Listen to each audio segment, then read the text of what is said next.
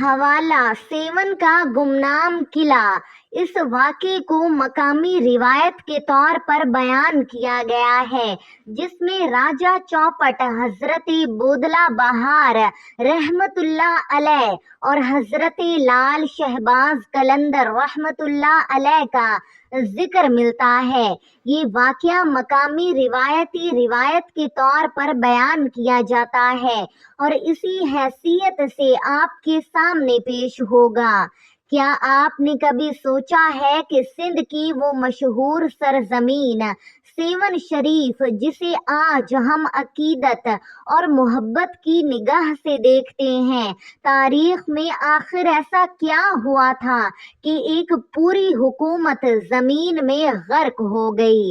آخر وہ کون سا واقعہ تھا جس نے سیون کی اس سرزمین کا نقشہ ہی بدل دیا؟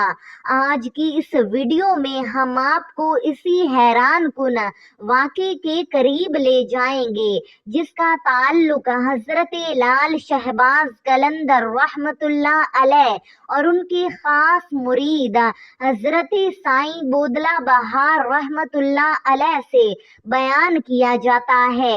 آئیے شروع کرتے ہیں۔ بسم اللہ الرحمن الرحیم۔ ناظرین کرام، دنیا کی تاریخ ایسے بے شمار واقعات سے بھری پڑی ہے جن میں ظالم حکمرانوں نے اپنی طاقت کے نشے میں ظلم و ستم کی انتہا کر دی۔ یہ واقعہ بھی ایک ایسے ہی ظالم بادشاہ کا بیان کیا جاتا ہے جس کا نام راجہ چوپٹ بتایا جاتا ہے۔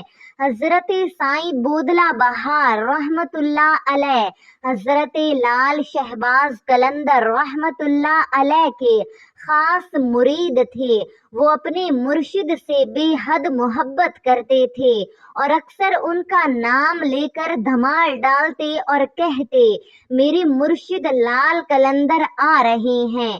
یہ بات بادشاہ کے وزیروں تک پہنچی۔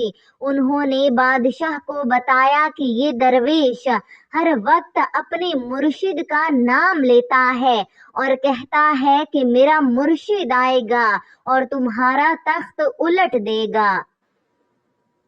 بادشاہ پہلے ہی سخت مزاج اور ظالم تھا۔ یہ بات سن کر اسے شدید غصہ آیا۔ اس نے اپنے سپاہیوں کو حکم دیا کہ اس درویش کو یہاں سے ہٹا دیا جائے۔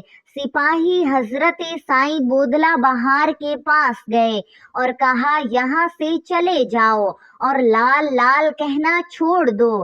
حضرت سائیں بودلہ بہار نے جواب دیا، میں یہاں سے کیوں اٹھوں؟ یہ زمین اللہ تعالیٰ کی ہے، میں اپنے مرشد کا نام لیتا رہوں گا۔ تم کون ہوتے ہو مجھے یہاں سے اٹھانے والے؟ سپاہیوں نے انہیں گرفتار کر لیا اور زنجیروں میں جکڑ کر بادشاہ کے سامنے پیش کیا۔ بادشاہ نے غصے سے پوچھا، کون ہے تمہارا مرشد لال جو آنے والا ہے؟ حضرت سائیں بودلہ بہار نے فرمایا، جب وہ آ جائیں گے تو تمہیں خود پتہ چل جائے گا۔ بادشاہ نے حکم دیا کہ انہیں قید خانے میں ڈال دیا جائے۔ کچھ عرصے بعد حضرت لال شہباز قلندر رحمت اللہ علیہ سیون شریف تشریف لے آئے۔ جب حضرت سائیں بودلہ بہار نے اپنے مرشد کی آواز سنی تو ان کے اندر جلال پیدا ہوا اور انہوں نے دھمال شروع کر دی۔ دھمال کے جلال سے قید خانے کی دیوار ٹوٹ گئی اور حضرت سائیں بودلہ بہار اپنے مرشد حضرت لال شہباز قلندر کے پاس پہنچ گئے۔ حضرت لال شہباز قلندر نے انہیں اپنے پاس بٹھا لیا۔ جب بادشاہ کو معلوم ہوا کہ قید خانے کی دیوار ٹوٹ گئی ہے اور سائیں بودلہ بہار وہاں موجود نہیں تو وہ شدید غصے میں آ گیا۔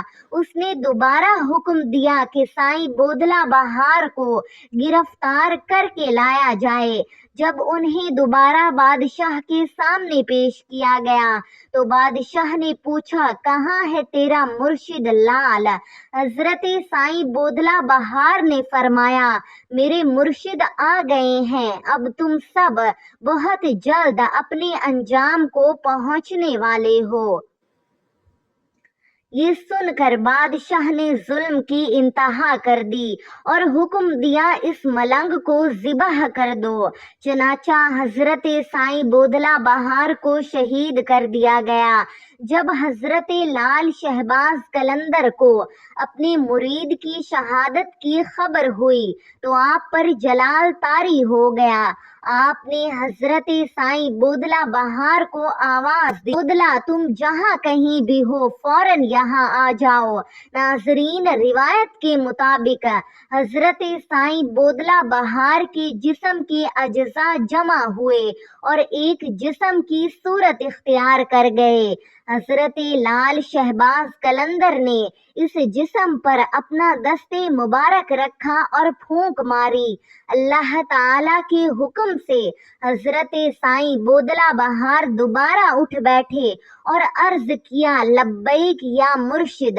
جب بادشاہ کو معلوم ہوا کہ جس شخص کو اس نے قتل کروایا تھا وہ دوبارہ زندہ ہو کر اپنے مرشد کے سامنے کھڑا ہے تو وہ حیران رہ گیا۔ بادشاہ نے اپنے وزیروں سے مشورہ کیا کہ اس درویش سے کیسے جان چھڑائی جائے، لیکن ظلم میں اور تکبر نے اسے باز نہ آنے دیا۔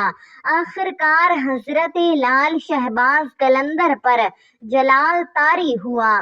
آپ نے اپنے مرید حضرت سائیں بودلہ بہار سے فرمایا، میرا پیالہ اٹھاؤ اور اسے الٹا کر دو۔ جو ہی پیالہ الٹا کیا گیا، روایت کے مطابق سیون کی زمین ہلنے لگی، زلزلہ آیا اور ظالم بادشاہ اور اس کے ساتھیوں کا علاقہ تباہ ہو گیا۔ زمین الٹ گئی اور وہ سب اس عذاب کی لپیٹ میں آ گئے۔ یوں ظلم و تکبر کا انجام سب کے سامنے آ گیا۔ ناظرین، اللہ تعالیٰ اپنے نیک بندوں کو اپنی قدرت سے ایسی قوت عطا فرماتا ہے جس کا انسان تصور بھی نہیں کر سکتا، لیکن اصل طاقت بندے کی اپنی نہیں بلکہ اللہ تعالیٰ کی عطا ہوتی ہے۔ اس لیے ہمیں اللہ کے نیک بندوں سے محبت کے ساتھ ساتھ ہر حال میں اللہ تعالیٰ ہی پر بھروسہ رکھنا چاہیے۔ یاد رکھیں، اصل طاقت اور اختیار صرف اللہ تعالیٰ کے پاس ہے۔